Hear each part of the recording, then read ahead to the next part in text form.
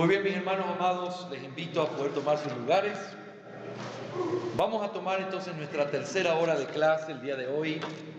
Ha sido una bendición para mí compartir estas verdades y quiero seguir profundizando un poquito más con respecto al confesionalismo. Y quiero ahora ir a nuestra página número 10, el fundamento bíblico del confesionalismo. La pregunta más importante que todos debemos hacernos en todo momento es: ok, pastor, yo puedo ver eso en la historia, puedo ver la importancia que tiene aquí y en esto, pero la pregunta que quiero hacer es: ¿la Biblia enseña realmente que uno debería utilizar confesiones de fe? Es la pregunta más importante que podemos hacernos, ¿sí o no? ¿La Biblia lo enseña? Y cada vez que te pares delante de una doctrina o delante de algo, lo que tienes que preguntarte es si la Biblia lo enseña. Y queremos preguntar eso con respecto al confesionalismo. Voy a tratar esta clase en tres encabezados principales que anhelo que puedan ser de gran ayuda. En primer lugar, vamos a hablar de la base de su fundamento y vamos a hablar del Dios confesante, la base de su fundamento. En segundo lugar, vamos a hablar de la prueba de su escrituralidad, la prueba de que eso está en la Escritura, las confesiones de fe en la Biblia. Y en tercer lugar, vamos a hablar de la razón de su obligatoriedad para el cristianismo. Así que la base de su fundamento, la prueba de que es escritural y la razón de por qué es obligatoria en la vida de un cristiano.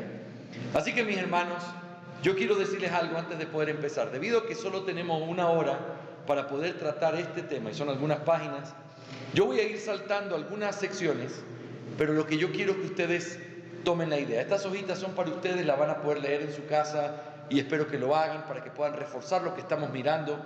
Sin embargo, es bien importante que nosotros podamos seguir la idea o el hilo que yo quiero compartir con ustedes, ¿ok?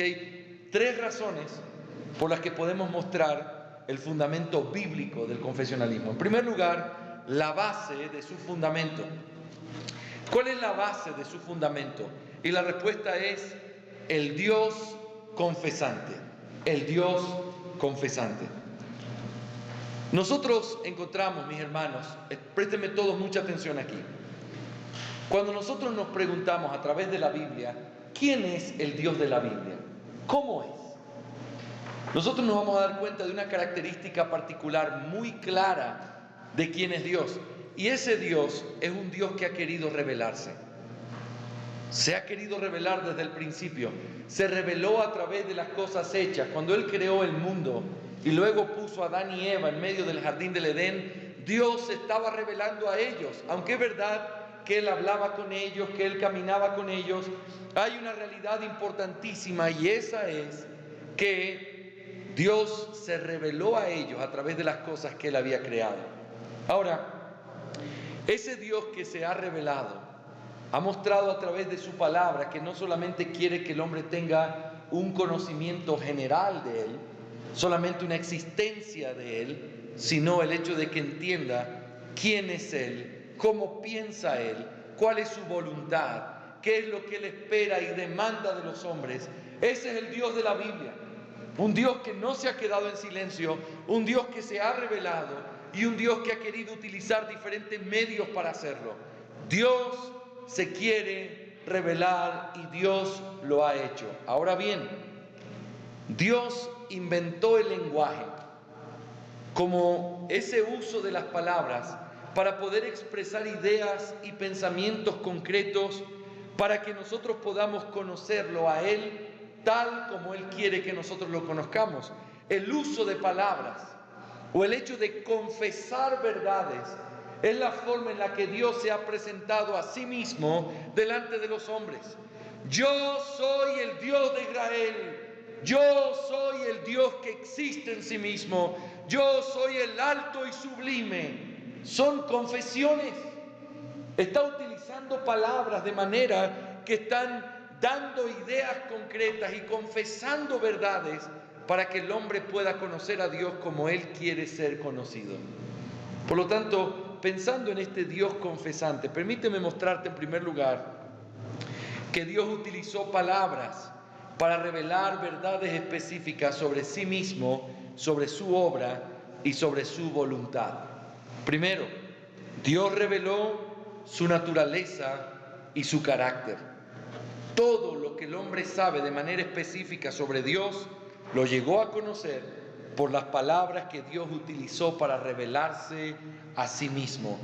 Toda la Escritura está llena de estas palabras que Dios utiliza para describirse a sí mismo. Mira un ejemplo en Éxodo 20, 5 y 6.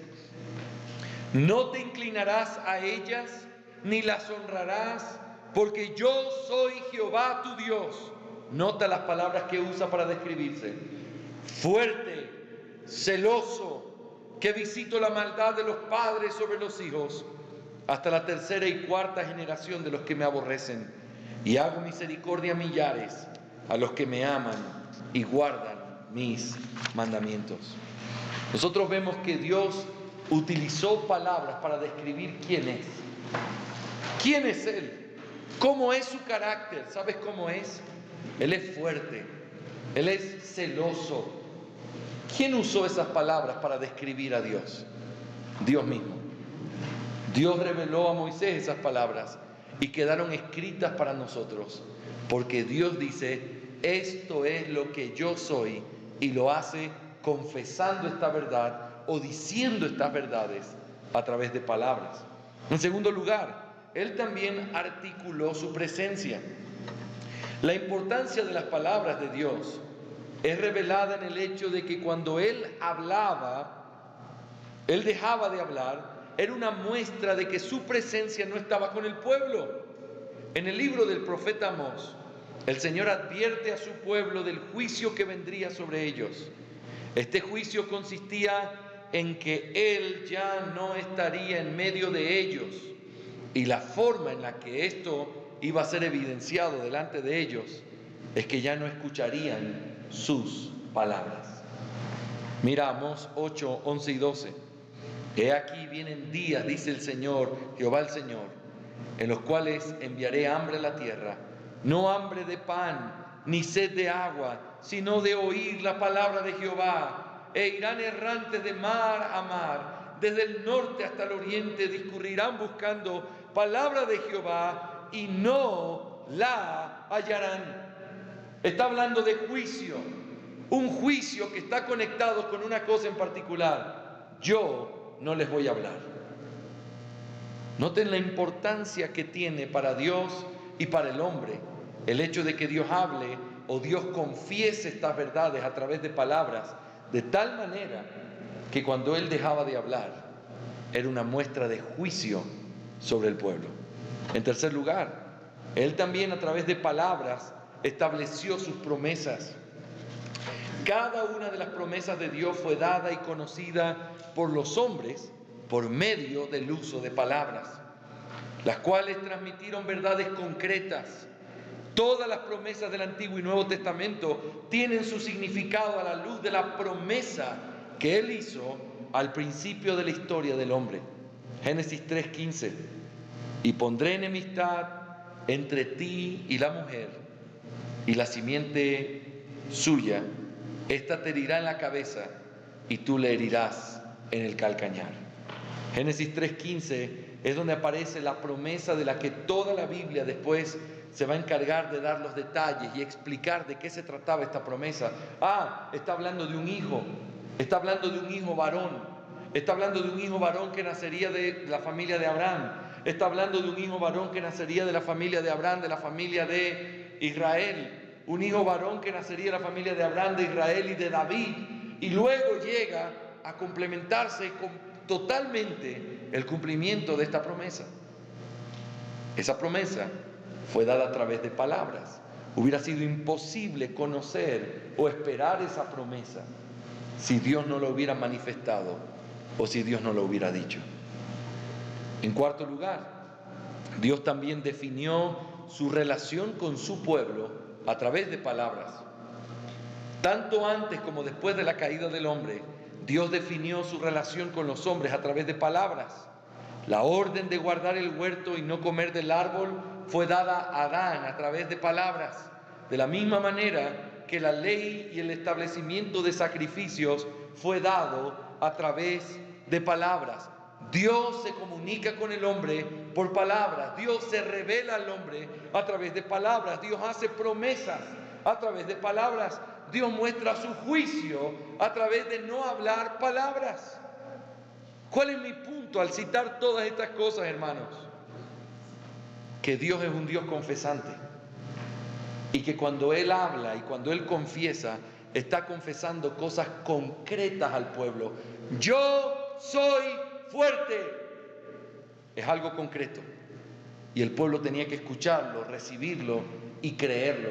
¿Ves lo que está haciendo? Está confesando algo que el pueblo tenía que creer y sostener. Pero ¿sabes qué? Este Dios confesante no solamente utilizó palabras para revelarse, sino que Dios también encargó la transmisión de esas verdades que Él le dio a los hombres a través del uso de palabras. Y quiero que notes cómo esto tiene diferentes formas o diferentes responsabilidades. Acuérdate del texto de Deuteronomio 6, del 6 al 9. ¿Te acuerdas de ese texto? Míralo aquí en tu apunte, página 12. Y estas palabras que yo te mando hoy estarán sobre tu corazón y las repetirás a tus hijos y hablarás de ellas estando en tu casa y andando por el camino y al acostarte y cuando te levantes, y las atarás como una señal en tu mano y estarán como frontales entre tus ojos y las escribirás en los postes de tu casa y en las puertas. Pregunta: ¿a quién Dios le está hablando en este texto? ¿Qué me podrían responder ustedes? ¿A quién le habla en este texto? Al pueblo de Israel. ¿A qué parte específica del pueblo de Israel? A los padres que tenían responsabilidad sobre sus hijos, o a aquellos que iban a ser futuros padres. El punto es, la responsabilidad que ellos tenían era la siguiente: lo que yo te he dicho, tú tienes que transmitirlo a tus hijos. Lo que yo te dije tiene que ser transmitido a tus hijos. De la misma manera lo encontramos con respecto a los líderes del pueblo y cómo ellos tenían que tomar las palabras que Dios les había dado y transmitirlas al pueblo. Deuteronomio 31:12. Harás congregar al pueblo, varones y mujeres y niños, y tus extranjeros que estuvieren en tus ciudades, para que oigan y aprendan, y teman a Jehová vuestro Dios, y cuiden de cumplir todas las palabras de esta ley. ¿Qué tenían que hacer los líderes? Poner estas palabras delante del pueblo y hacer que esas palabras se cumplan. ¿Qué palabras? Las palabras que el Dios confesante había revelado que eran su ley. ¿Me estoy haciendo entender? Estamos poniendo el fundamento de por qué debemos usar confesiones de fe, y ese fundamento es el Dios confesante.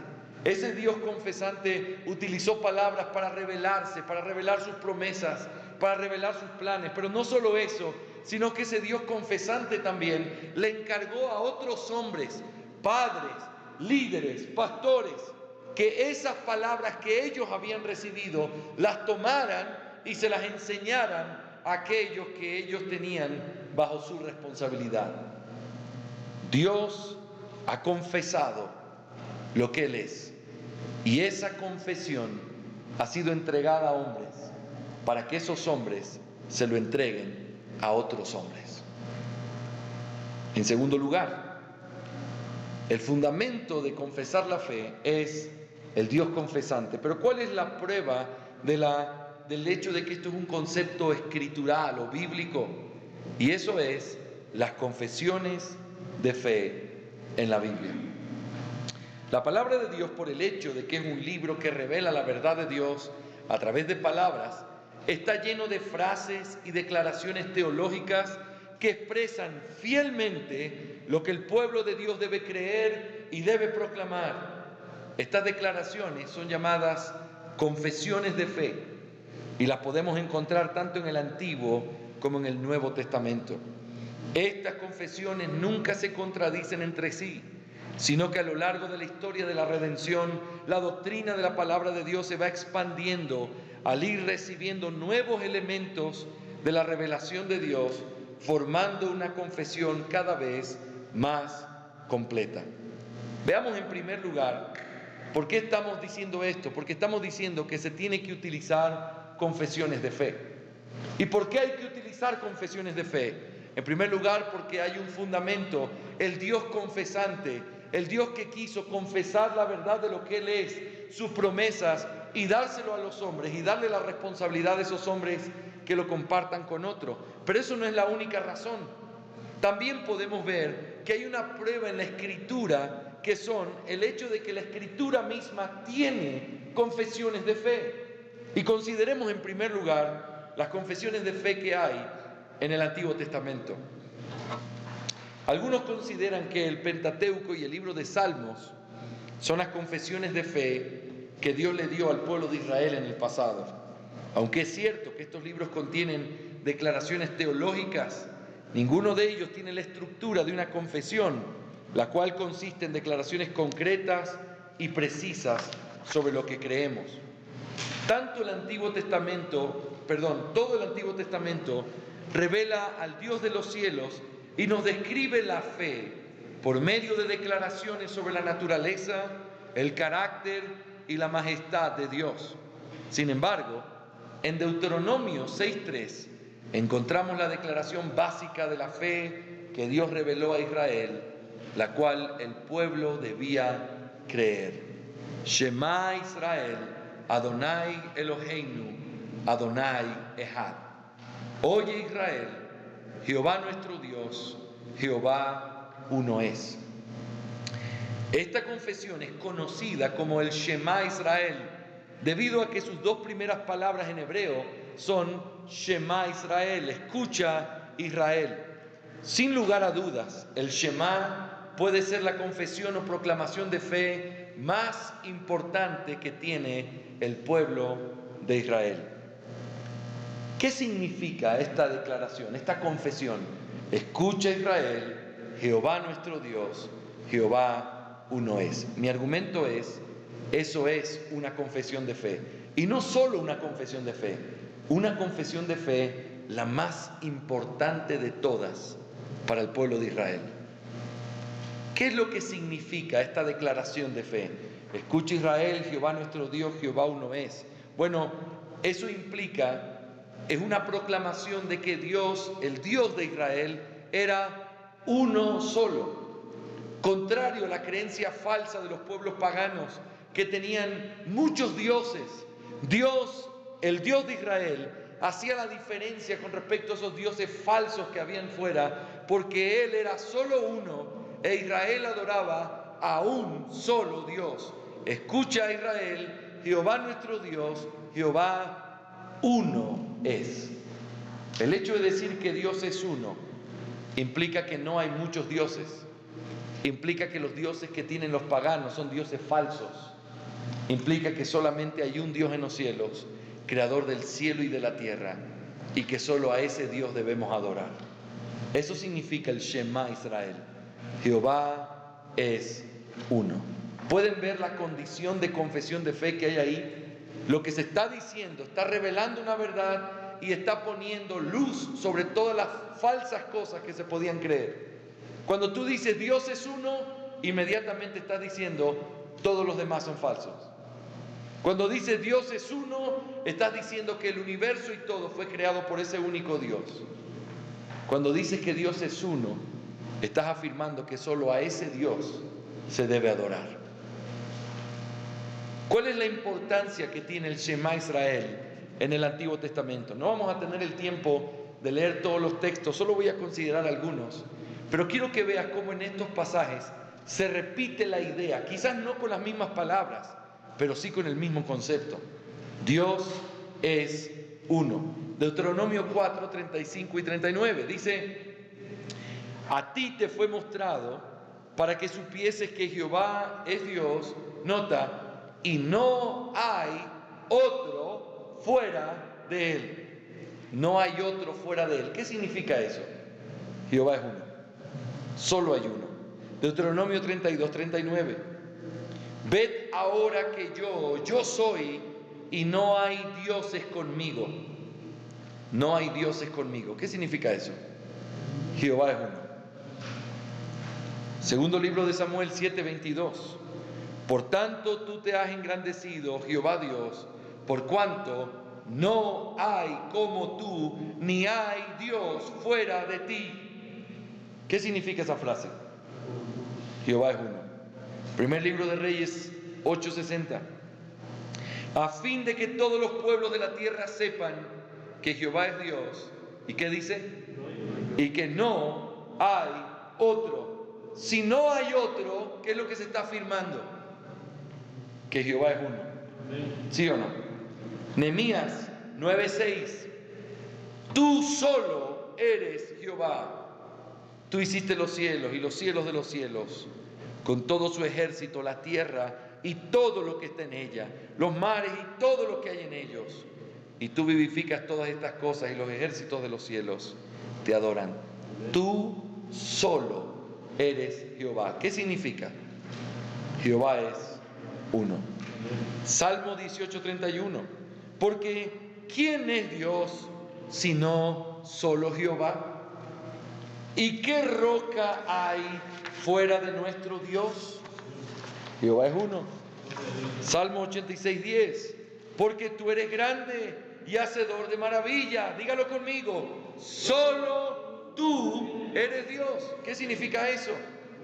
Jehová es uno. Mira Oseas, capítulo 13, versículo 4, un poco más adelante. Mas yo soy Jehová tu Dios desde la tierra de Egipto. No conocerás pues otro Dios fuera de mí. ¿Por qué no se puede conocer otro Dios fuera de Él? Porque no hay otro Dios, porque Él es el único. Miren cómo esto traspasa al Nuevo Testamento también. Fíjense, Juan capítulo 17, versículo 3. Y esta es la vida eterna, que te conozcan a ti, que dice, el único Dios verdadero. ¿Qué significa el único Dios verdadero? Que Jehová es uno solo. Romanos 3:30. Porque Dios es uno. ¿De dónde surge esa idea? Deuteronomio 6:4. Escucha Israel, Jehová nuestro Dios, Jehová uno es. Primera de Corintios 8, del 4 al 6. Acerca pues de las viandas que se sacrifican a los ídolos, sabemos que un ídolo nada es en el mundo y que no hay más que un Dios. ¿Qué significa eso? Que Jehová es uno. Gálatas 3:20. Y el mediador no lo es de uno solo, pero Dios es uno. Efesios 4:6. Un Dios y Padre de todos. ¿Ves? Otra vez la misma idea. Dios es uno. Primera Timoteo 1:17. Por tanto, al Rey de los siglos, inmortal, invisible, al único y sabio Dios. Al único. ¿Qué significa único? Que Él es uno. Primera Timoteo 2:5. Porque hay un solo Dios y un solo mediador. Un solo Dios. Finalmente, Santiago 2:19. ¿Tú crees que Dios es uno? Bien haces. También los demonios creen y tiemblan. ¿De dónde viene la idea? ¿Tú crees que Dios es uno? Déjame decirlo con mis propias palabras. Tú recitas el Shema Israel, lo haces bien. Los demonios también lo hacen. Tú estás proclamando que Dios es uno. Tú estás sosteniendo la fe que todo el pueblo de Israel ha tenido. Sí, eso no te hace salvo, aunque estás diciendo algo que es verdad. Dios es uno. El pueblo judío siempre fue muy consciente de la importancia del Shema y puede ser visto en la trascendencia que ha tenido para su cultura religiosa a lo largo de los siglos. Desde la época de la Edad Media, ella fue la confesión de fe que todos los judíos han tenido y por la cual han sido martirizados. Sí. Judas 1:25. ¿Qué dice? Al único Dios nuestro Salvador, por medio de Jesucristo nuestro Señor, sea gloria, majestad, dominio y autoridad, antes de todo tiempo y ahora Excelente. Al único y sabio Dios. La misma idea, al único. Los rabinos enseñaron que cualquiera que se establece en Israel, habla hebreo y lee el Shema en la mañana y en la tarde, tiene asegurado un lugar en el mundo futuro. Eso es una creencia falsa, pero es lo que dicen los rabinos. ¿Y cuál es la idea de citarlo? Para que vean la importancia que tiene este credo para los judíos hasta el día de hoy. Yo tuve el privilegio de servir en una sinagoga judío-mesiánica y nosotros cantábamos todos los Shabbat el Shema Israel, y se cantaba y con eso se empezaba el culto y con eso se terminaba. Era una parte importante de la liturgia, porque es el credo que los judíos han tenido siempre: Dios es uno. Anhelo que con este recorrido en el Antiguo Testamento hayas visto que hay una estructura confesional, que hay una confesión de fe, y que esta confesión de fe se repite a lo largo de la Biblia, reconociendo que Dios es uno. Sin embargo, también nosotros podemos ver que hay confesiones de fe o muestras de la confesión de fe en el Nuevo Testamento también. El verbo que se utiliza para hablar de confesar o profesar aparece muchas veces en el Nuevo Testamento. El uso de esta palabra es muy amplio. Algunas veces, homologueo se utiliza para el compromiso que alguien hace sobre algo o hacia alguien. Este es el caso de Hechos 7:17 y Mateo 14:7. Otras veces se usa para describir el acuerdo o punto de vista que alguien comparte con otra persona, y aparecen algunos textos ahí. Pero también se utiliza la palabra confesar en el Nuevo Testamento, homologueo, para poder hablar del reconocimiento de algo que lo haces desde una perspectiva pública. Y de hecho, de estos tres usos específicos en el Nuevo Testamento, es que nosotros podemos entender el concepto de confesar. ¿Qué enseña la Biblia en el Nuevo Testamento sobre confesar? Bueno, en primer lugar, se nos enseña el acto de confesar. Por ejemplo, confesar es contrastado con negar. Mira lo que dice Mateo 10:32 al 33. A cualquiera pues que me confiese delante de los hombres, yo también le confesaré delante de mi Padre que está en los cielos. Y a cualquiera que me niegue delante de los hombres, yo también le negaré delante de mi Padre que está en los cielos. El acto de confesar significa decir algo que es contrario a negar algo. Cuando tú confiesas algo, estás afirmando algo, estás diciendo que algo es verdad, que es lo contrario a cuando tú niegas algo. ¿Me hago entender? Esa es la idea de confesar, es decir algo, confesar algo, pronunciar algo. En segundo lugar también, es una identificación con aquello que está siendo confesado.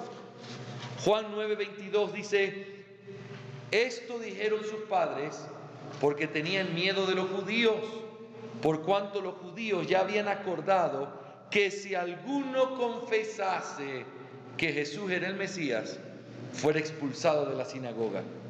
Estos padres, temerosos de este ciego que había sido curado, dijeron algo por miedo a los judíos. ¿Saben por qué lo dijeron? ¿Saben por qué lo confesaron? Porque los judíos habían advertido que si alguien confesaba que Jesús era el Mesías, iba a ser expulsado de la sinagoga. ¿Qué significaba en este contexto confesar que Jesús era el Mesías? ¿Sabes qué significaba? Creer que Él era el Mesías. Por lo tanto, no es solamente la idea de decir algo. El Nuevo Testamento nos enseña que confesar implica algo que dices, pero algo con lo que te estás identificando. Yo lo digo y yo creo lo que estoy diciendo. Cualquiera que diga que Jesús es el Mesías, ¿qué implica decirlo? Creerlo. Por lo tanto, confesar va conectado con la idea de creer. Tú crees lo que estás confesando. En tercer lugar, el confesar también nos enseña el Nuevo Testamento, es ratificado por la conducta. Presta mucha atención. 2 Corintios 9:13.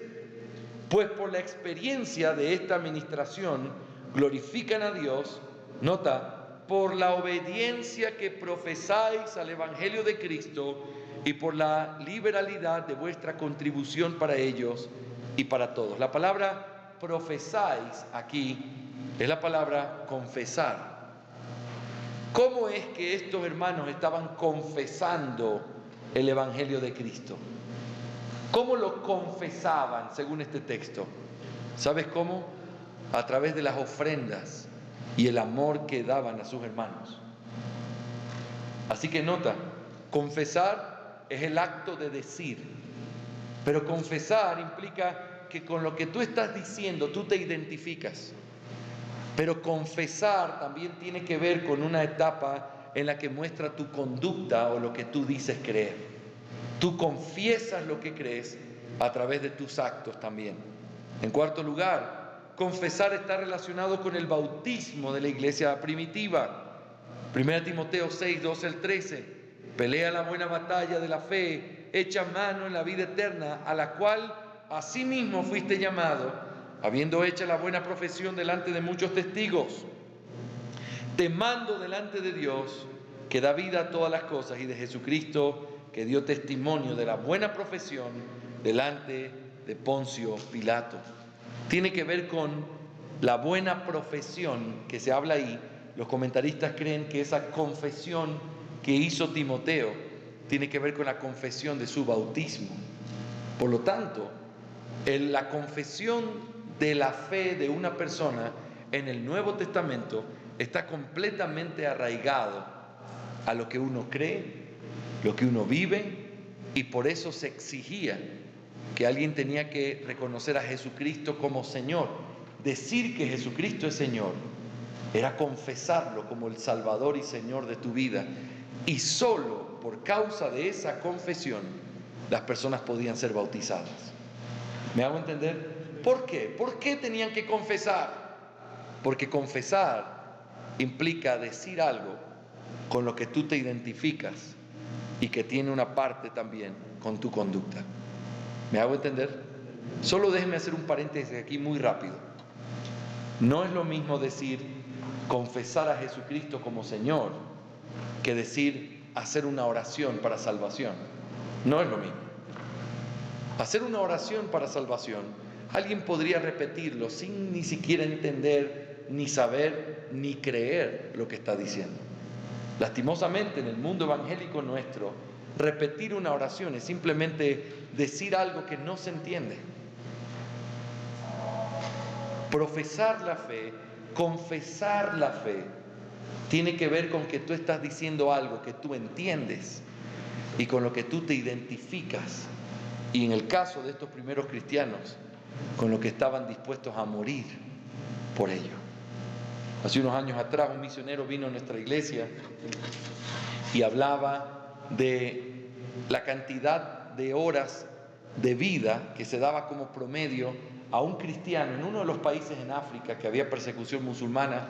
Decía algo así como, no me acuerdo los datos exactos, pero decía, después de que alguien se bautiza le dan 45 días de vida. ¿Cómo 45 días de vida? Él decía, sí, es que si no lo mata el gobierno, lo mata su propia familia. Porque confesarse cristiano es ir en contra de la fe musulmana. Y esa gente, para poder bautizarse, tenía que confesar públicamente su fe. Es similar a lo que sucedía en el Nuevo Testamento. Cuando alguien confesaba que Jesucristo era Señor, estaba confesando en contra del César, en contra del Imperio Romano, estaba negando de alguna manera su ciudadanía romana, de poder ser parte de ahí y abrazarse de una nueva ciudadanía y de un nuevo Señor, de Jesucristo. Confesar es decir, identificarte con lo que estás diciendo como tu fe y por lo tanto vivirlo. Y por esa razón eso estaba conectado con el bautismo de la iglesia primitiva. Pero también confesar es la declaración que hace un creyente de su fe en el Señor Jesucristo. Mire estos textos que he puesto aquí. Hebreos 3:1. Por tanto, hermanos santos, participantes del llamamiento celestial, considerad al apóstol y sumo sacerdote de nuestra profesión o de nuestra confesión, Cristo Jesús. ¿Qué significa? ¿Qué es Cristo Jesús para los creyentes? Es el apóstol y sumo sacerdote de nuestra fe. Aquel que es de Cristo lo ha confesado como sumo sacerdote y como aquel que fue enviado de parte de Dios. Hebreos 4:14. Por tanto, teniendo un gran sumo sacerdote que traspasó los cielos, Jesucristo, el Hijo de Dios, nota esto, retengamos nuestra profesión. ¿Qué es profesión? Confesión, lo que has dicho, lo que has afirmado con tus labios, lo que has dicho y tratas de vivir con tu vida, manténlo hasta el final. Hebreos 10:23, mantengamos firmes sin fluctuar. ¿Qué cosa? La profesión de nuestra esperanza, porque fiel es el que prometió. Cuando tú crees en Cristo, estás haciendo una confesión pública de que en Él y solamente en Él está puesta tu esperanza, ¿sí o no? Manténla firme sin fluctuar. Ahora, el Nuevo Testamento no solamente nos define la palabra confesar, que ya la hemos entendido. Para el Nuevo Testamento confesar es decir algo públicamente, algo con lo cual tú te identificas y tú crees, y algo también que te lleva, por el hecho de que lo crees, a vivirlo de esa manera. Por lo tanto, la iglesia cristiana lo aceptó como parte de lo que se debía hacer para ser bautizado. Tenías que confesar tu fe. Ahora, pero el Nuevo Testamento también te enseña qué es lo que tienes que confesar. No solamente qué hay que confesar, sino qué es, cuál es el contenido de lo que hay que confesar. Voy a citar simplemente por el tiempo algunas cosas porque necesito ir un poco más adelante, pero nota, Romanos 10 nos dice que hay que confesar que Jesucristo es el Señor. Primera de Juan 4:15 nos dice que hay que confesar que Jesús es el Hijo de Dios. Dice Juan, todo aquel que confiese que Jesús es el Hijo de Dios. También nos dice que hay que confesar que Jesucristo es verdaderamente hombre. Primera de Juan 4:2-3. En esto conoced el Espíritu de Dios. Todo espíritu que confiesa que Jesucristo ha venido en carne es de Dios. Nota, que confiesa. ¿Qué es lo que tiene que confesar? Que Jesucristo ha venido en carne. En tercer lugar, no solamente que el Nuevo Testamento nos define la palabra confesar, no solamente que el Nuevo Testamento nos dice qué es lo que hay que confesar, sino que también en el Nuevo Testamento encontramos declaraciones y confesiones de fe que aparecen en forma de una semilla pequeña y que luego comienzan a ser mucho más grandes y demostrados de una manera mucho más teológica. Vamos a saltarnos lo que dice el credo básico del Nuevo Testamento y vamos a ir al credo del Nuevo Testamento ampliado. Perdón, el credo del Nuevo Testamento confesado, página 18. El Nuevo Testamento contiene también declaraciones más detalladas, embellecidas y estructuradas a través de las cuales la iglesia proclamaba su fe. Hay 3 pasajes, los voy a mencionar y vamos a mirar brevemente lo que dicen para poder mirar nuestro último punto. Por ejemplo, 1 de Corintios capítulo 15 del 3 al 8. Tú tienes en ese maravilloso texto que todos conocemos una maravillosa declaración o confesión de fe.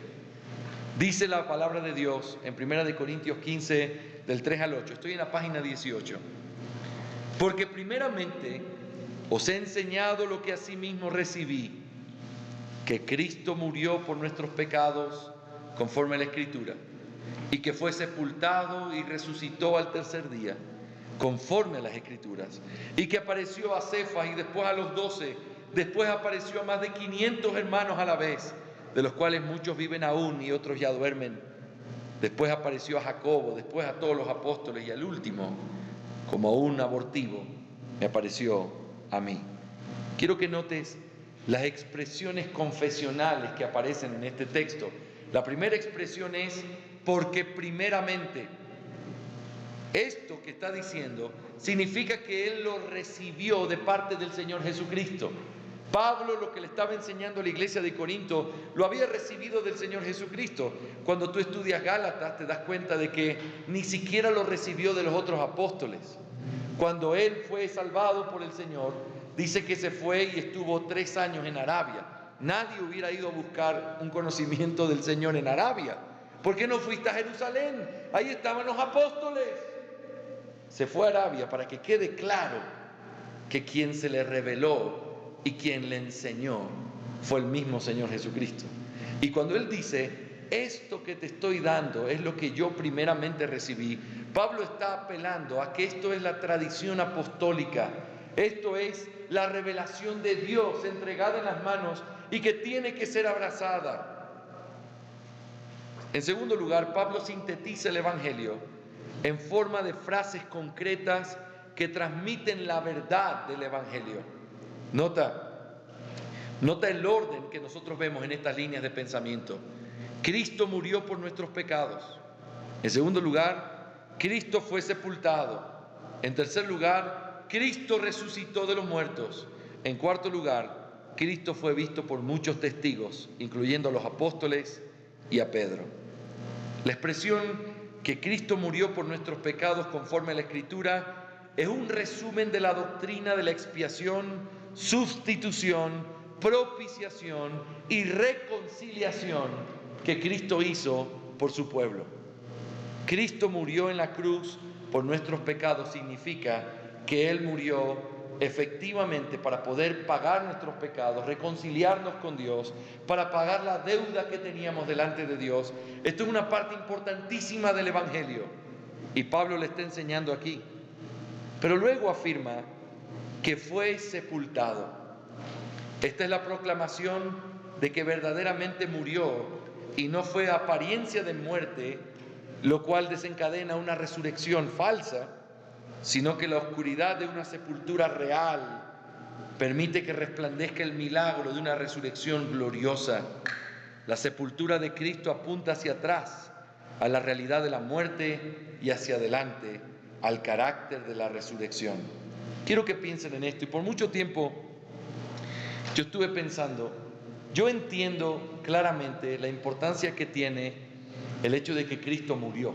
Eso yo entiendo como parte del Evangelio. También entiendo claramente que Cristo resucitó. Y también entiendo claramente la importancia de que los testigos lo hayan visto.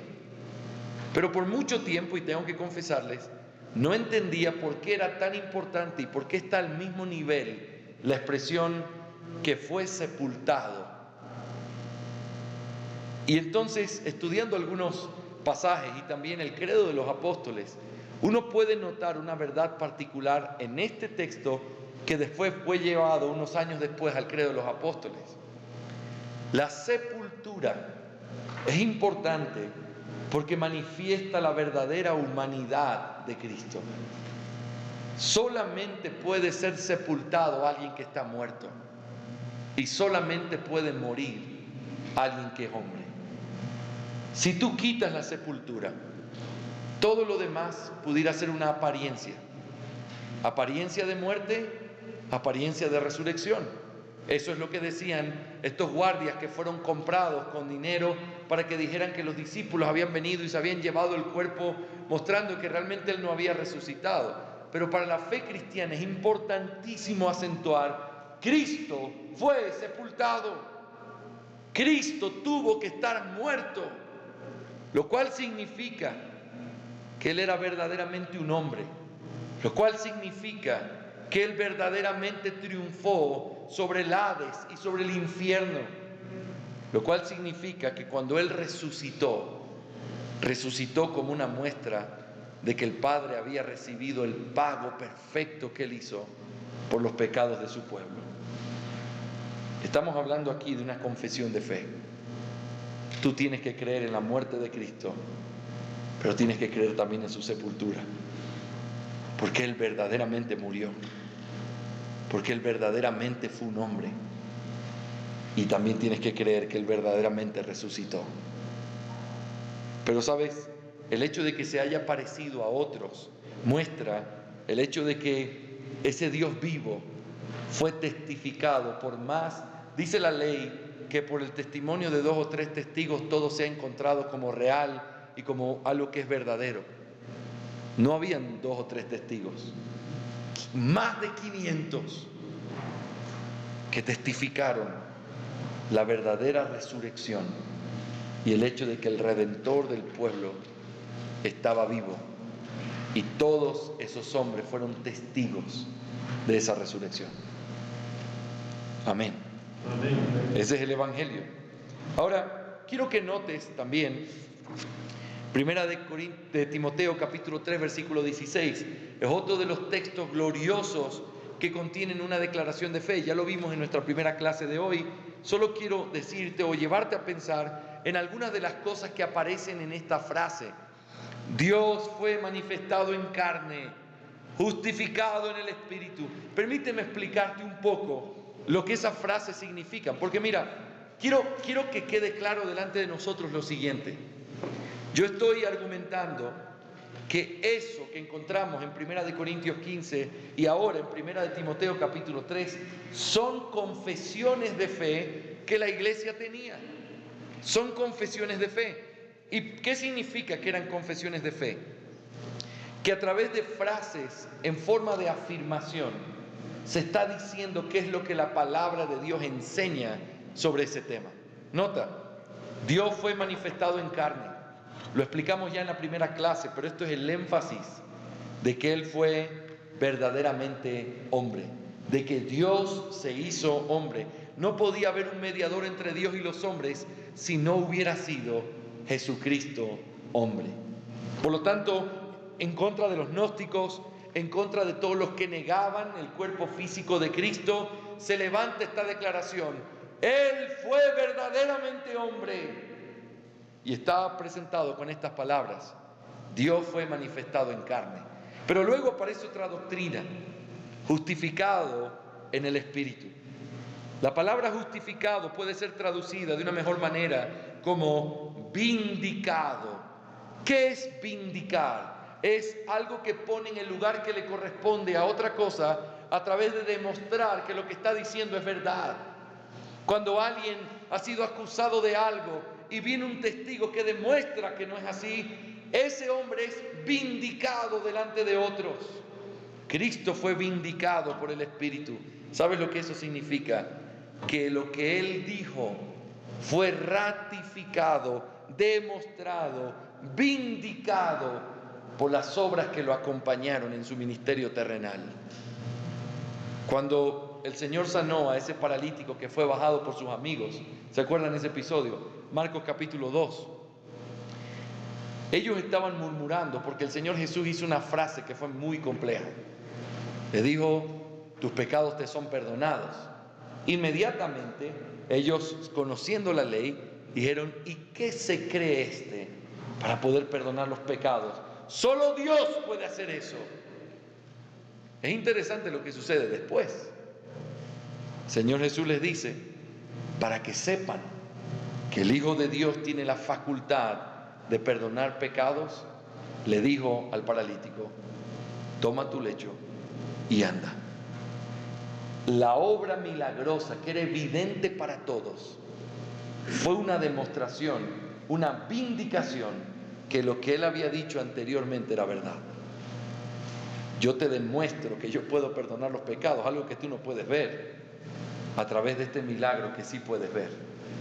Las señales y los milagros lo que hacían era autenticar al mensajero que traía un mensaje. ¿Te acuerdas de Moisés? Señor, este pueblo nunca me va a creer. ¿Qué tienes en la mano, Moisés? Un bastón, tíralo al piso, se convirtió en una serpiente. Por eso te van a creer. Mete tu mano en el seno, sácalo. ¿Cómo está? Leprosa, vuelve a meter. Por eso te van a creer. Finalmente, las 10 plagas en Egipto no son otra cosa que la manifestación de que lo que Moisés estaba diciendo cuando le dijo a Faraón: deja ir a mi pueblo para que me adoren en el desierto. Faraón le dice: ¿y quién es Dios para que yo haga eso? Y las plagas son la demostración de que lo que estaba diciendo Moisés era verdad. Las señales son una vindicación del mensajero Cristo fue vindicado por el Espíritu. ¿Qué significa eso en nuestra fe? Que nosotros creemos los milagros, que nosotros creemos en la alimentación de los panes, a través de los panes y los peces, que creemos que Él caminó sobre el agua, que creemos que Él sanó a Bartimeo, que creemos que Él sanó a ese paralítico, que creemos que cada uno de los milagros hicieron precisamente la razón por la cual los milagros existen: vindicar al mensajero que viene de parte de Dios. Y Él dijo: yo soy el Cristo. Él es el Cristo. Él es el Hijo del Dios viviente. Y el Espíritu Santo lo vindicó, lo justificó, lo ratificó delante de los hombres a través de las obras poderosas que hizo a través del Espíritu. En tercer lugar, podemos mirar o pensar en estas frases para poder avanzar, pero dice: visto por los ángeles, predicado a los gentiles, creído en el mundo, recibido arriba en gloria. Déjame hablarte simplemente de estas dos últimas frases que son bien importantes. Creído en el mundo. Yo quiero que pienses conmigo, ¿en qué momento Pablo está diciendo esto con respecto a la iglesia? Cuando la iglesia todavía era un puñado de cristianos metidos en algunos lugares, la iglesia no había llegado ni había golpeado el mundo entero. Era un pequeño grupo de creyentes que estaba creciendo y avanzando. Y la proclamación es esta: Cristo es creído en el mundo. ¿Sabes qué es eso? Es la confianza de que el resultado de la predicación del Evangelio se va a dar tal como Cristo Jesús lo dijo. La razón por la cual nosotros predicamos el Evangelio es porque estamos confiados en que los creyentes y que las personas del mundo que han sido escogidas por Dios van a venir en verdadero arrepentimiento y fe de todos los confines de la tierra. Se van a arrepentir y van a creer, porque Cristo será creído en el mundo. Y de esta forma se demuestra la certeza de ese plan. Pero en último lugar, la expresión recibido arriba en gloria es una expresión maravillosa, porque una cosa es que diga que Él se fue al cielo y otra cosa es la palabra recibido. Yo cada vez que he salido del país, a veces he llegado al país, pero siempre soy recibido en mi casa. ¿Qué significa recibido? Imagínate la escena. Vengo de estar una semana fuera y llego y lo primero que escuchan es: ¡mi papi llegó! Y baja por la escalera alguien quizás a abrazarme y entonces vienen y me preguntan cómo están y también preguntan si les traje algo. Pero es parte del recibimiento. Soy recibido, soy bienvenido, soy parte de ese lugar. Cristo no solamente ascendió, Cristo fue recibido arriba en gloria. ¿Sabes lo que eso significa? Es la certeza, es la proclamación que la iglesia hace de que la obra meritoria de Cristo, la obra sustitutoria de Cristo, fue recibida por el Padre y fue recibido cuando Él ascendió a los cielos. Ese es el gozo, esa es la gloria que está detrás de que nuestro Señor haya sido recibido arriba en gloria. Amén. Amén.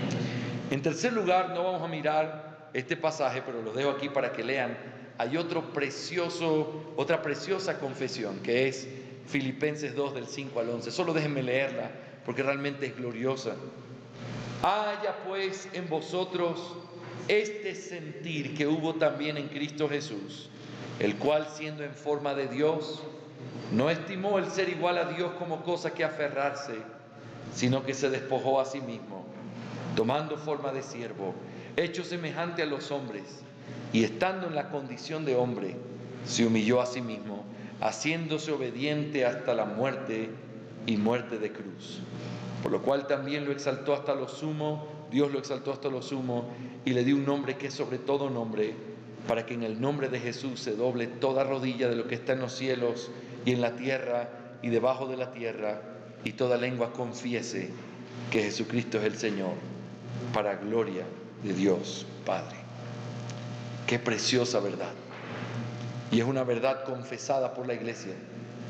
Él se humilló, se hizo hombre, murió en la cruz, pero luego con la misma fuerza con la que Él se humilló, es la misma fuerza con la que Él fue exaltado hasta lo sumo.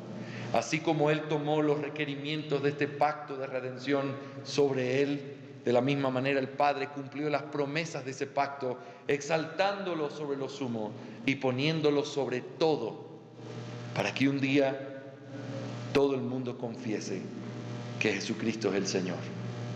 La Iglesia siempre ha creído esto y en esto se basa nuestra fe. En tercer lugar y último en nuestra clase, estamos mirando el fundamento del uso de confesiones de fe. Hemos visto que este fundamento bíblico está basado en tres cosas. En primer lugar, la base de su fundamento. ¿Quién es esa base? El Dios confesante. El Dios confesante que se reveló a través de confesar la verdad y luego dar la responsabilidad de que ciertos hombres se la entregaran a otros hombres. Pero en segundo lugar vimos también que hay una razón escritural, y esa razón es el hecho de que la palabra de Dios contiene confesiones de fe. Vimos el Antiguo Testamento en ese credo primario de los judíos llamado el Shema Israel, donde se dice que Dios es uno. Pero luego también vimos en el Nuevo Testamento credos y confesiones presentados de una forma en la que la iglesia los confesaba, los cantaba o como sea que lo diga. Eso era lo que la iglesia creía, y eso manifiesta también el uso de credos en el Nuevo Testamento. Pero finalmente yo quiero argumentarte algo que creo que es sumamente importante y con lo que debemos concluir. El uso de credos, espero haberte probado hasta aquí, no es solamente legítimo. Algo legítimo es algo que se puede hacer, es algo que se puede hacer con un permiso legal. Pero lo que quiero decirte es que no solamente es legítimo usar confesiones de fe. Usar confesiones de fe es una obligación para la iglesia cristiana. Y ese es mi punto en este tercer encabezado. No solamente que es legítimo, porque el Dios confesante, porque hay confesiones de fe en la Biblia, no solamente puedes usarlas, no solamente tienes que sentir tranquilidad al usarlas, tienes la obligación de usarlas. ¿Y sabes por qué? Porque hay razones claras en la Biblia que nos muestran que es de uso obligatorio el tener que confesar nuestra fe. Quiero darte 3 argumentos de por qué es obligatorio tener que usar confesiones de fe nosotros como iglesia y tener que proclamar así la verdad. En primer lugar, es porque la iglesia de Cristo está construida sobre una confesión de fe. ¿Sabes por qué es obligatorio? Porque la iglesia misma está construida sobre una confesión de fe. Quiero que veas conmigo este pasaje de Mateo 16 para explicarlo un poco. Viniendo Jesús a la región de Cesarea de Filipo, preguntó a sus discípulos diciendo: ¿quién dicen los hombres que es el Hijo del Hombre? Ellos dijeron: unos Juan el Bautista, otros Elías, otros Jeremías o alguno de los profetas. Y él les dijo: ¿y vosotros? ¿Quién decís que soy yo? Respondiendo Simón Pedro dijo: tú eres el Cristo, el Hijo del Dios viviente.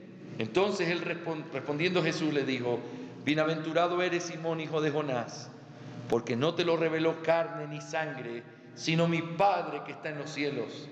Y yo también te digo que tú eres Pedro, y sobre esta roca edificaré mi iglesia, y las puertas del Hades no prevalecerán contra ella. Y a ti te daré las llaves del reino de los cielos, y todo lo que atares en la tierra será atado en los cielos, y todo lo que desatares en la tierra será desatado en los cielos. El Señor Jesús pregunta: ¿quién dicen que soy? Y una de las cosas que uno puede notar en un texto como este es que cuando ellos responden lo que la gente estaba diciendo, no hay ningún concepto malo. Decirle que él era Elías, de hecho era un piropo. Tú eres Elías. Oye, Elías era el profeta más grande del Antiguo Testamento. No, tú eres Jeremías, o tú eres alguno de los profetas. Esto es tener en una alta visión quién es Cristo. Cuando dice alguno de los profetas, implica: Señor, ellos creen que tú eres tan glorioso, humanamente hablando, que ellos creen que de hecho piensan o que tú eres una reencarnación de alguno de los profetas antiguos, o que tú debes ser algunos de los de la otra generación, porque tú no calzas, no hay nadie que se compare contigo en esta generación. Todos eran conceptos elevados, sin embargo no eran el concepto correcto.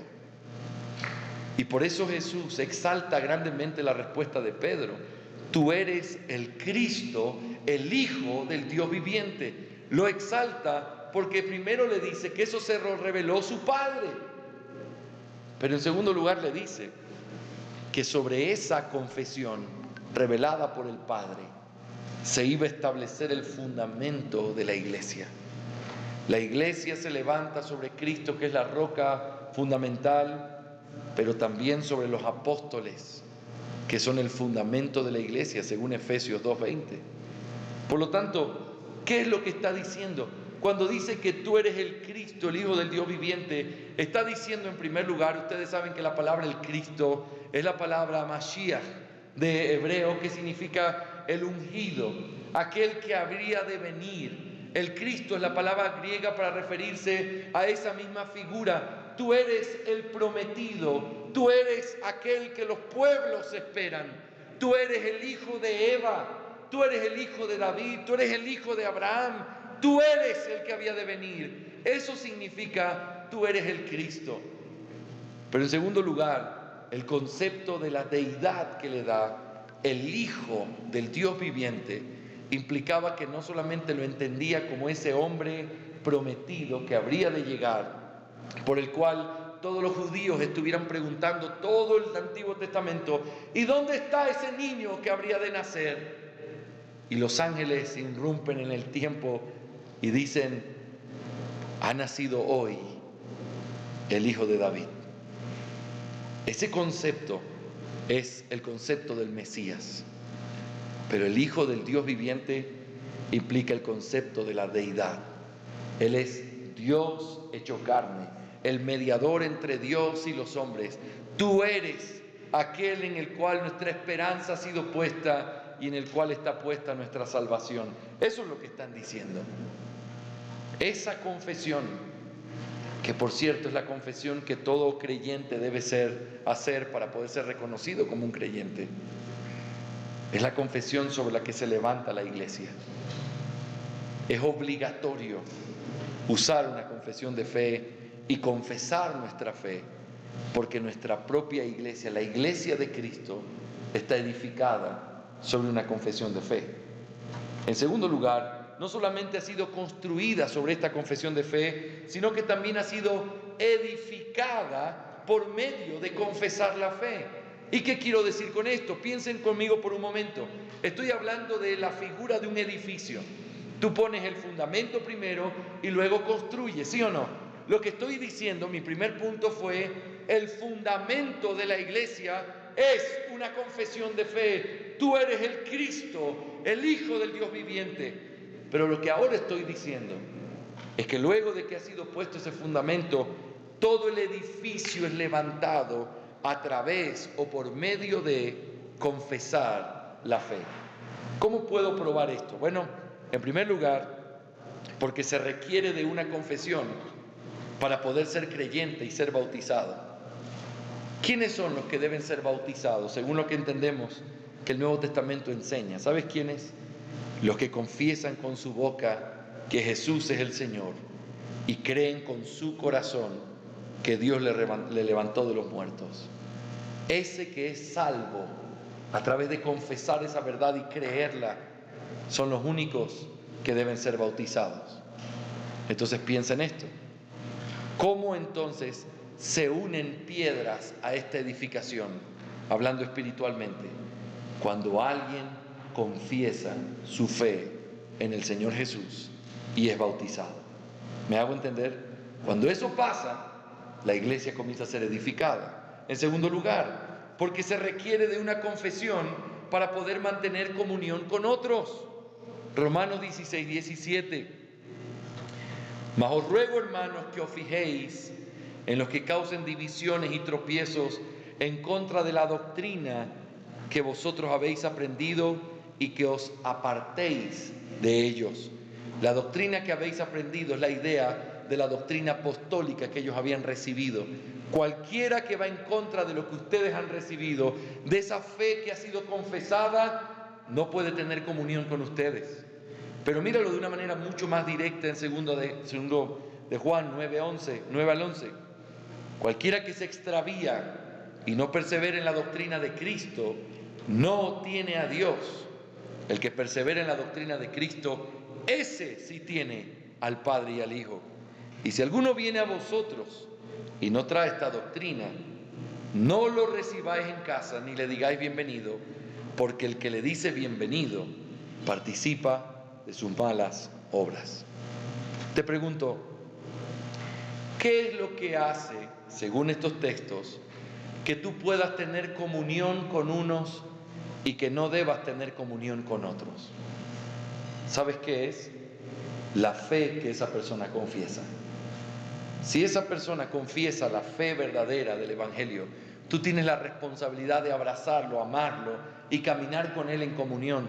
Pero si hay alguien que confiesa algo que causa tropiezos y que va en contra de la doctrina recibida, ¿qué se debe hacer según estos textos? No tener comunión con él. En otras palabras, lo que te permite tener comunión con alguien o no es la profesión de fe que hace con sus labios. Si alguien dice que Jesucristo no es Dios, proclamándolo, no podemos tener comunión con él.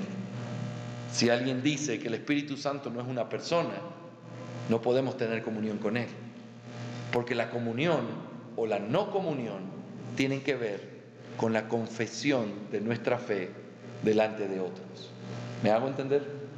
En tercer lugar, también la iglesia es edificada por el hecho de que el crecimiento en la fe está establecido sobre la base de una confesión de fe y el entendimiento profundo que uno pueda tener de ella. Nota lo que dice Hebreos 5, 12 al 6, 2. Porque debiendo ser ya maestros, después de tanto tiempo, tenéis necesidad de que os vuelva a enseñar cuáles son los primeros rudimentos de las palabras de Dios, y habéis llegado a ser tales que tenéis necesidad de leche y no de alimento sólido. Y todo aquel que participa de la leche es inexperto en la palabra de justicia, porque es niño, pero el alimento sólido es para los que han alcanzado madurez, para los que tienen el uso de los sentidos ejercitado en el discernimiento del bien y del mal. Por tanto, dejando ya los rudimentos de la doctrina de Cristo, vamos adelante a la perfección, no echando otra vez el fundamento del arrepentimiento de obras muertas, de la fe en Dios y la doctrina de bautismos, de la imposición de manos, de la resurrección de los muertos y del juicio eterno. En esta carta, en este libro de Hebreos, encontramos una tremenda exhortación a la iglesia, en la que les dice, hermanos, yo quisiera tratarlos a ustedes como maduros, pero no puedo. No puedo porque ustedes siguen con las mismas cosas y los mismos rudimentos de cosas tan básicas como la fe, el arrepentimiento. Son cosas que ya tendríamos que haber puesto como base. Ustedes deberían entenderlas, profundizar en ellas y confesarlas de una manera clara a otros, tener el discernimiento de una manera aguda. Pero ustedes no son eso. Y por eso tengo que hablarles como niños. El punto es, nuestra fe o el crecimiento de la iglesia tiene que ver con el crecimiento de la verdad y la fe que hemos recibido. Una iglesia que no entiende esas cosas que ha recibido, esa doctrina que ha recibido, es una iglesia inexperta, niño, en el sentido de cómo la palabra lo cita aquí. ¿Cuál es la meta entonces de la iglesia? No solo confesar la fe, sino entenderla y aprender a tener discernimiento con respecto a ella. No tenemos el tiempo de leer, pero también en Efesios capítulo 4, recuerden el texto, dice que el Señor estableció dones en la iglesia para que esos dones pudieran llevar a cabo la edificación del cuerpo de Cristo, ¿se acuerdan? ¿Y cuál es la meta? Que ellos puedan crecer en unidad a través del conocimiento del Hijo de Dios. La meta de la iglesia, el propósito de la iglesia es tener que crecer en esa madurez de aquellas cosas que cree, que ha abrazado, pero que ahora tiene que entenderlas Esa es la meta. La iglesia es edificada a través de entender la confesión de fe que tiene. En cuarto lugar, también se requiere de una confesión de fe para determinar si un hombre es apto o no para enseñarle al pueblo de Dios y ser escogido como anciano. También se necesita una confesión de fe para poder escoger a un pastor. ¿Cómo sabemos quién pudiera ser pastor de esta iglesia o de cualquiera de nuestras iglesias? ¿Cómo saberlo? ¿Sabes cómo? A través de lo que dice, de lo que habla, de lo que profesa con sus labios. Mira lo que dice Tito 1, del 7 al 11. Porque es necesario que el obispo sea irreprensible como administrador de Dios, no soberbio, no iracundo, no dado al vino, no pendenciero, no codicioso de ganancias deshonestas, sino hospedador, amante de lo bueno, sobrio, justo, santo, dueño de sí mismo, retenedor de la palabra fiel, tal como ha sido enseñada, para que también pueda exhortar con sana enseñanza y convencer a los que contradicen. Porque hay aún muchos contumaces, habladores de vanidades y engañadores, mayormente los de la circuncisión, a los cuales es preciso tapar la boca, que trastornan casas enteras, enseñando por ganancia deshonesta lo que no conviene. Noten el contraste de los hombres que sí pueden ser pastores y de los que deben ser rechazados en la iglesia. El punto es, retenedor de la palabra fiel, tal como ha sido enseñada. Esa es la característica que debe tener un pastor. Una profesión de su fe santa, una profesión de su fe que es conforme a la verdad. Y no podemos escoger a un pastor si no conocemos qué es lo que él confiesa con sus labios, porque podría tratarse de un contumaz, podría tratarse de un engañador, de alguien que hace las cosas por ganancias deshonestas. Por eso se necesita escuchar su confesión de fe, para saber qué es lo que cree y para a través de eso edificar la iglesia. En último lugar, estamos diciendo que usar confesiones de fe es obligatorio. ¿Por qué es obligatorio? Porque la iglesia fue construida sobre una confesión de fe. Tú eres el Cristo, el Hijo del Dios viviente. En segundo lugar, porque la iglesia es edificada a través de confesar la fe. Tú puedes ver cómo se añade gente a la iglesia a través de la confesión que hace que la gente pueda ser bautizada, a través de la comunión, a través de lo que confesamos, o el no tener comunión con gente que confiesa algo erróneo. El hecho de que la meta de la iglesia es crecer en el entendimiento de lo que confiesa, como en Efesios o en la carta a los Hebreos, y también la elección de los pastores en base a lo que confiesan. Todo eso muestra que la iglesia es edificada a través de una confesión de fe. Pero en último lugar, es obligatorio usar confesiones de fe porque la iglesia de Dios cumple su misión al proclamar su profesión o su confesión de fe. ¿Qué es lo que esto significa, mis hermanos? Piensa por un momento, ¿cuál es la misión que nosotros hemos recibido como iglesia? Uno dice, bueno, pastor, vienen por lo menos dos cosas a mi mente bien claras. Número uno, id por todo el mundo, predicad el Evangelio, haciendo discípulos, bautizándolos en el nombre del Padre, del Hijo y del Espíritu Santo, y luego enseñándoles a guardar todas las cosas, ¿sí o no? Esa es la primera parte, que es la gran comisión. La gran comisión inevitablemente necesita una confesión de fe clara. Permíteme decírtelo de esta manera. ¿Y qué evangelio es el que vas a proclamar hasta lo último de la tierra? Tiene que estar definido. Tienes que tenerlo escrito diciendo, este es el evangelio que la palabra de Dios nos enseña. En segundo lugar, ¿y sobre qué doctrina vas a enseñar a esos discípulos? La doctrina tiene que estar escrita y tiene que ser confesada, porque eso es lo que tú le vas a entregar a los discípulos. Pero en tercer lugar, ¿y qué le vas a enseñar a guardar todos los días de su vida si no tienes definido qué fue lo que el Señor Jesús nos enseñó? Por lo tanto, no se puede cumplir la gran comisión si tú no tienes una confesión de fe. ¿Qué evangelio vas a enseñar? Oh, hay que predicar el evangelio, muy bien, pero no te olvides lo que hicimos ya. ¿Los testigos de Jehová creen que predican el evangelio, sí o no? ¿Ellos creen que lo hacen, sí o no? Sí. ¿Y los mormones? Ellos podrían decir sin problema, nosotros estamos cumpliendo la gran comisión de ir a predicar el Evangelio. El problema es que aunque ellos están yendo a predicar a las casas y llevan un Evangelio, no es el Evangelio. ¿Y cómo lo sabe usted, pastor? Porque no es lo que la palabra de Dios enseña. Porque el Evangelio no dice que tienes que vender atalayas o hacer buenas obras para poder salvarte. El Evangelio dice que tienes que renunciar a tus obras y abrazarte completamente de la obra perfecta de Cristo en su vida y en su muerte. ¿Y sabes dónde lo aprendí? En la palabra de Dios. Pero no basta con decir, yo predico el Evangelio. La pregunta es, ¿y qué Evangelio es el que predicas? ¿Y qué Evangelio es el que estamos predicando como iglesia? Se necesita confesar nuestra fe.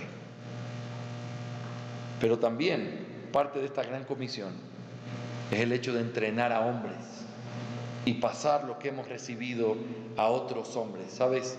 La idea clara en esos pasajes es que lo que tú entregas a otros es algo confesional. Es la verdad confesional que tú has recibido. Entonces, ¿qué hemos visto en esta lección? El fundamento bíblico del confesionalismo. Espero haber probado que usar confesiones de fe no solamente que es algo legítimo por el hecho de tener a un Dios confesante y tener muestras de confesiones de fe en el Antiguo y Nuevo Testamento, sino que también es algo obligatorio. ¿Y por qué obligatorio? Porque la iglesia fue construida sobre una confesión de fe, la iglesia es edificada a través de la confesión de fe y porque la misión de la iglesia se cumple solamente cuando nosotros confesamos nuestra fe. ¿Cuál es la conclusión? Necesitamos estudiar la Biblia y establecer una fe confesional. Amén.